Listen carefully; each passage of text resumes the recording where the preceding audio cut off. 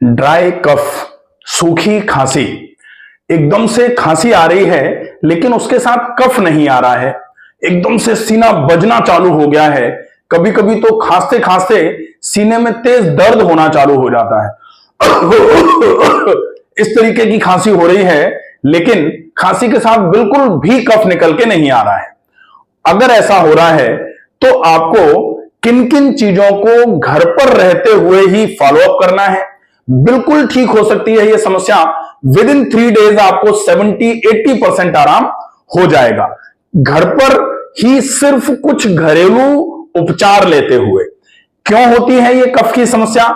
इस कफ की समस्या का मूल कारण क्या होता है और इस समस्या के होने के बाद आपको घर में रहते हुए किन किन उपचारों का उपयोग करते हुए इस समस्या को पूरे तरीके से ठीक कर लेना है। कभी कभी तो कई लोग बताते हैं कि यह समस्या बहुत लंबे समय से चल रही है, हम थोड़ी दवाई ले लेते हैं, दवाई लेने के बाद थोड़ा आराम होता है और उसके बाद फिर से समस्या हो जाती है।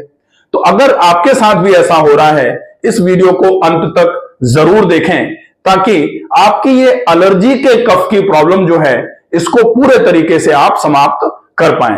इसको एलर्जिक ब्रोंकाइटिस भी कहा जा सकता है। एलर्जिक ब्रोंकाइटिस के केस में कभी कभी ऐसा होता है कि म्यूकस निकल के आ रहा है, लेकिन कभी कभी ऐसा भी होता है कि म्यूकस बिल्कुल भी नहीं है, केवल कफिंग रिफ्लेक्सेस आए जा रहे हैं। वो डस्ट की एलर्जी हो सकती है, वो हाउस डस्ट होती है या फेदर डस्ट होती है, या पुरानी किताबों की, पुराने कपड़ों में से जो सुगंध या गंध आती है उसकी जो एकदम से एलर्जिक रिएक्शन आपके शरीर में पैदा होते हैं, उसकी वजह से खांसी है। इस खांसी को आप घर में रहते हुए कैसे ठीक करेंगे? सबसे पहले हम देखेंगे इस खांसी को ठीक करने का। एलर्जी का कफ है, इसको बोलते हैं एलर्जिक कफ। एलर्जिक कफ और ड्राई कफ। अगर ये कफ हुआ है आपको, इसका ट्रीटमेंट आपको कैसे करना है? सबसे पहले हम देखेंगे कि एलर्जिक कफ है, ब्रोंकाइटिस आपको हो गई है। जैसे श्वास यहां से भरते हैं और ये जो है यहां फेफड़ों में जाती है और फेफड़ों में जाने के बाद इस तरीके से ये जो फेफड़ा है इसमें सांस इस तरीके से जा रही है। ये जो है यहां से ऐसे ये क्लेविकल होगा। ये अब यहां जो ये ब्रोंकाइज हैं, इनमें जो इन्फ्लेमेशन होता है ना, इनको बोला जाता है ब्रोंकाइटिस।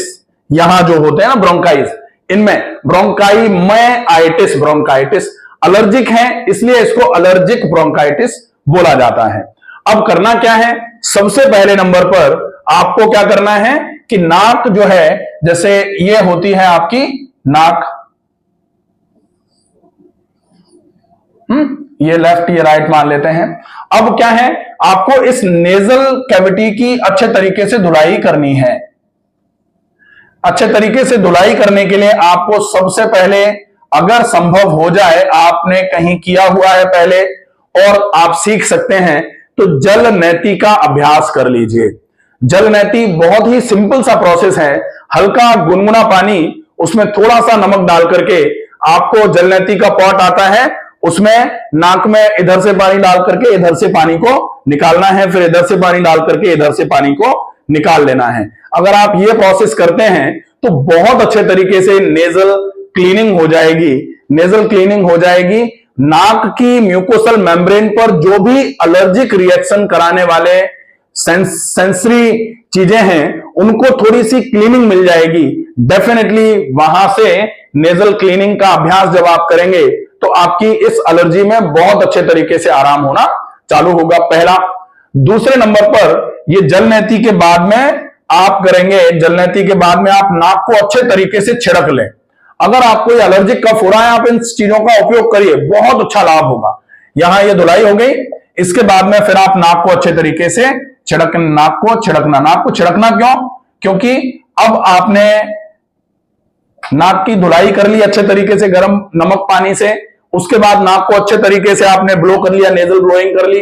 उसके बाद नाक जब साफ हो गई, फिर आपने तीसरे नंबर पर सफेदे की भाप, फेशियल स्टीम। अब सफेदे की भाप जो है ये लेनी है नाक से लेते हुए। अब ये सफेदे की भाप लेनी कैसे है?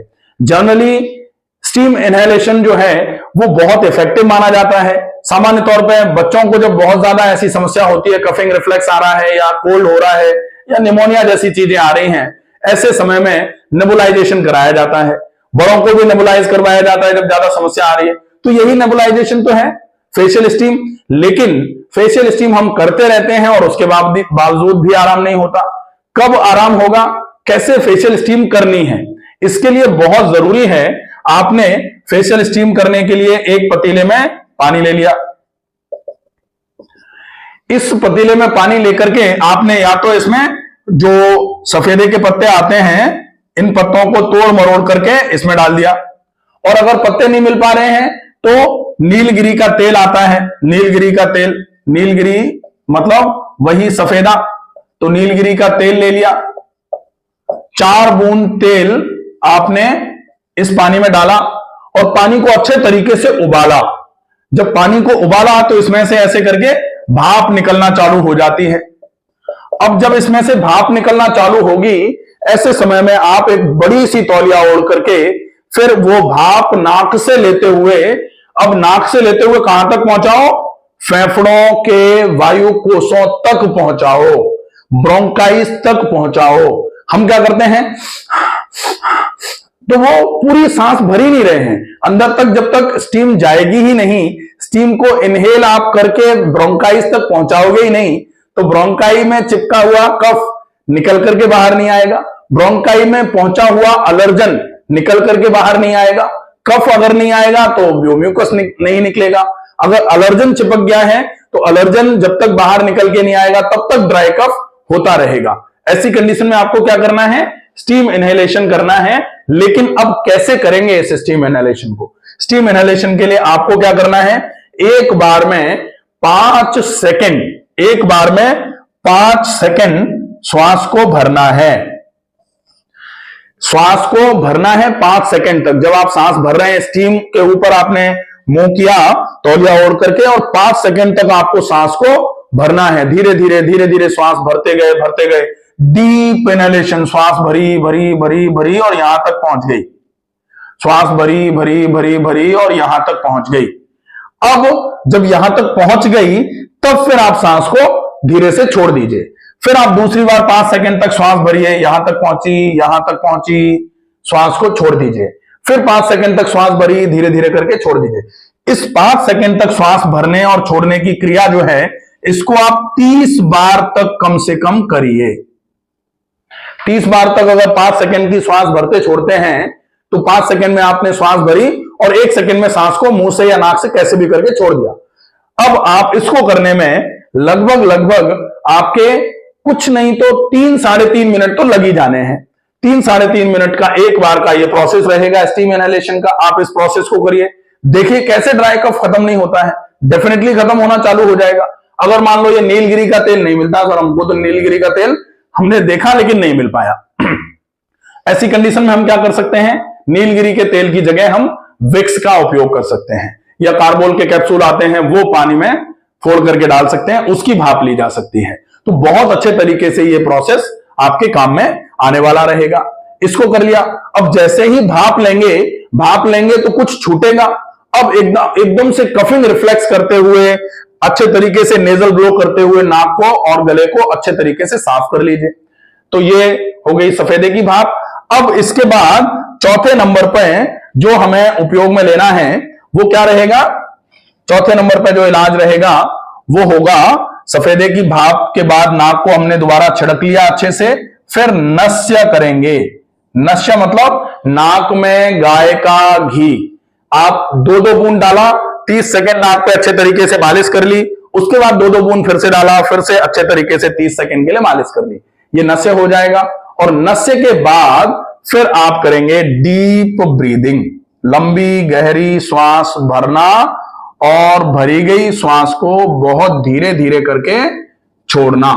अगर आप इस डीप ब्रीदिंग का अभ्यास 50 बार भी कर लेते हैं तो निश्चित ही ये जो ड्राई कफ की प्रॉब्लम है ये 3 दिन में आपकी मोर देन 50-60, कुछ कुछ लोगों की 70 या 3 दिन में ऑलमोस्ट बहुत सारे लोगों की तो खत्म भी हो जाती है।